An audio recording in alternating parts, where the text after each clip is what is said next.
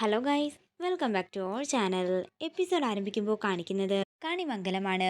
അങ്ങനെ രാധിക കണിമംഗലത്ത് എത്തിയിരിക്കുന്നു. അതേസമയം മുത്തശ്ശി വിളക്കുമായിട്ട് തുളസി തറയിലേക്ക് വരികയാണ്.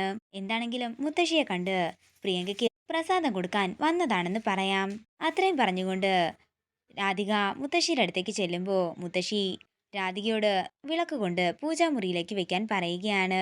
രാധികയാണുള്ളതെന്ന് മുത്തശ്ശി കാണുന്നില്ല. തുടർന്ന് വിളക്ക് പിടിച്ചുകൊണ്ട് അകത്തേക്ക് കയറുകയാണ് രാധിക. അങ്ങനെ അകത്തേക്ക് കയറാനൊരുങ്ങുന്ന രാധിക തിരിഞ്ഞു നോക്കുമ്പോൾ കല്യാണത്തിന് ശേഷം വരുണുമായിട്ട് നടന്നു വരുന്ന തന്നെയാണ് കാണാൻ സാധിക്കുന്നത്. രാധികയെ നിലവിളക്ക് കൊടുത്ത് പത്മിനി സ്വീകരിക്കുന്നതും മറ്റുമൊക്കെ സ്വപ്നം കാണുകയാണ് രാധിക.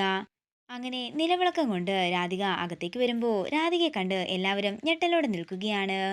ഇതെന്താ, കല്യാണത്തിന് ശേഷം പെൺവീട്ടിൽ നിന്നും ആള് വരുന്ന ചടങ്ങുണ്ടോ എന്ന് കൽപ്പന ചോദിക്കുമ്പോൾ ആദ്യം എന്തിനാ വന്നതെന്ന് ഞാൻ ചോദിക്കട്ടെ എന്ന് പറഞ്ഞ് പത്മിനി രാധികയുടെ അടുത്തേക്ക് ചെല്ലുന്നു. അത് പിന്നെ ഇന്ന് ക്ഷേത്രത്തില് പ്രിയയുടെ പേരില് വിശേഷാൽ പൂജയുണ്ടായിരുന്നു, അതിന്റെ പ്രസാദം തരാനാ ഞാൻ വന്നതെന്ന് രാധിക പറയുമ്പോൾ രാധികയുടെ കയ്യിൽ നിന്നും വിളക്ക് വാങ്ങുകയാണ് പത്മിനി. തുടർന്ന് പ്രിയങ്കയെ മാറ്റി നിർത്തി ആ പൊതി രാധിക ഏൽപ്പിക്കുകയാണ്. തുടർന്ന് രണ്ട് സ്ത്രീകൾ അങ്ങോട്ടേക്ക് വന്ന് ഇതാരാണെന്ന് ചോദിക്കുമ്പോൾ കൽപ്പന പറയുകയാണ്, അത് പ്രിയങ്കയുടെ അച്ഛന് വഴിവക്കിൽ നിന്ന് കിട്ടിയിട്ട് എടുത്തു വളർത്തിയതാ. ഇത് കേൾക്കുന്ന രാധിക വിഷമത്തോടെ കൽപ്പനയെ നോക്കുന്നു. ഞാൻ പോവുകയാണെന്ന് രാധിക പറയുമ്പോൾ താലിപൂജ കഴിഞ്ഞു പോകാമെന്ന് പത്മിനി പറയുന്നു. ഇല്ല, പോകണം എന്ന് പറഞ്ഞുകൊണ്ട് രാധിക അവിടുന്ന് ഇറങ്ങാനൊരുങ്ങുമ്പോൾ പ്രിയങ്കയെ പോലെ നീയും ഇവിടെ കുട്ടി തന്നെയാണെന്ന് പറഞ്ഞ് ചേർത്ത് പിടിക്കുകയാണ് പത്മിനി. തുടർന്ന് രാധിക അവിടുന്ന് കരഞ്ഞുകൊണ്ട് ഇറങ്ങുമ്പോൾ വരുണിനെ കാണുകയാണ്. വരുണിനെ കണ്ട് ഞെട്ടലോടെ നിൽക്കുകയാണ് രാധിക. തുടർന്ന് വരുൺ രാധികയുടെ അടുത്തേക്ക് വരുന്നു. തന്നെ ഒന്ന് ഒറ്റയ്ക്ക് കിട്ടാൻ വേണ്ടി എത്ര നേരമായി എന്നറിയുമോ ഞാൻ നോക്കി നിൽക്കുന്നത്. താൻ വന്നേ, എനിക്ക് കുറച്ച് സംസാരിക്കാനുണ്ടെന്ന് പറഞ്ഞ് വരുൺ രാധികയുടെ കയ്യിൽ പിടിക്കുമ്പോൾ വരുണിന്റെ കൈ തട്ടി മാറ്റാൻ ശ്രമിക്കുകയാണ് രാധിക.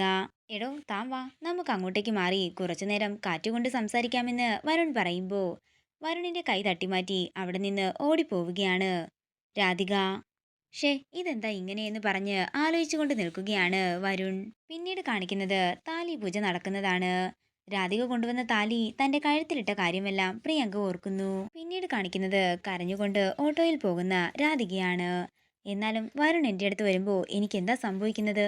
അതെന്റെ അനുജത്തിയുടെ ഭർത്താവാണ്, എനിക്ക് തെറ്റായ രീതിയിലുള്ള ഒന്നും തന്നെ ഉണ്ടാകാൻ പാടില്ലെന്ന് പറഞ്ഞ് എന്റെ കണ്ണനോട് പ്രാർത്ഥിക്കുകയാണ് രാധിക. പിന്നീട് കാണിക്കുന്നത് വഴിവക്കിൽ നിന്ന് മുഖം കഴുകുന്ന ഐശ്വര്യയാണ്.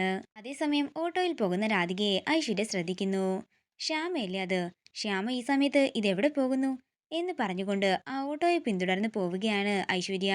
തുടർന്ന് രാധികയെ കണ്ട് ഞെട്ടലോടെ നിൽക്കുകയാണ് ഐശ്വര്യ. ഇതെന്താ, ശ്യാമയുടെ രൂപമുള്ള മറ്റൊരാളോ? ആരാണെന്ന് കണ്ടുപിടിച്ചേ പറ്റൂ എന്ന് ഐശ്വര്യ മനസ്സിൽ പറയുന്നു. അങ്ങനെ ഐശ്വര്യ ആ ഓട്ടോയെ പിന്തുടർന്ന് പോകുന്നുണ്ടെങ്കിലും ഓട്ടോയ്ക്കൊപ്പം എത്താൻ സാധിക്കുന്നില്ല. തുടർന്ന് വണ്ടി നിർത്തി റോഡിലേക്ക് ഇറങ്ങിയിട്ട് ഐശ്വര്യ പറയുകയാണ്, വെറുതെയല്ല ശ്യാമ ഈ നാട്ടിൽ നിന്നും പോകാൻ സമ്മതിക്കാത്തത്. പിന്നീട് കാണിക്കുന്നത് കണിമംഗലമാണ്. പ്രിയങ്കയുടെ അടുത്തേക്ക് ചെല്ലുകയാണ് വരുൺ. തനിക്ക് വീടൊക്കെ ഇഷ്ടമായോ എന്ന് വരുൺ ചോദിക്കുമ്പോൾ ഇഷ്ടമായെന്ന് പ്രിയങ്ക പറയുന്നു. തുടർന്ന് പ്രിയങ്കയുടെ കയ്യിൽ പിടിക്കുകയാണ് വരുൺ. ഇതെന്താ ഇങ്ങനെയെന്ന് വരുൺ ചോദിക്കുമ്പോൾ അമ്പരപ്പോടെ നിൽക്കുകയാണ് പ്രിയങ്ക. ഇതോടുകൂടി ഇന്നത്തെ എപ്പിസോഡ് ഇവിടെ തീരുകയാണ്. വീഡിയോ ഇഷ്ടമായെങ്കിൽ മറക്കാതെ ലൈക്ക് ചെയ്യുക, ഷെയർ ചെയ്യുക, കമന്റ് ചെയ്യുക. കൂടുതൽ സീരിയൽ അപ്ഡേറ്റ്സിനായി മറക്കാതെ സബ്സ്ക്രൈബ് ചെയ്യുക.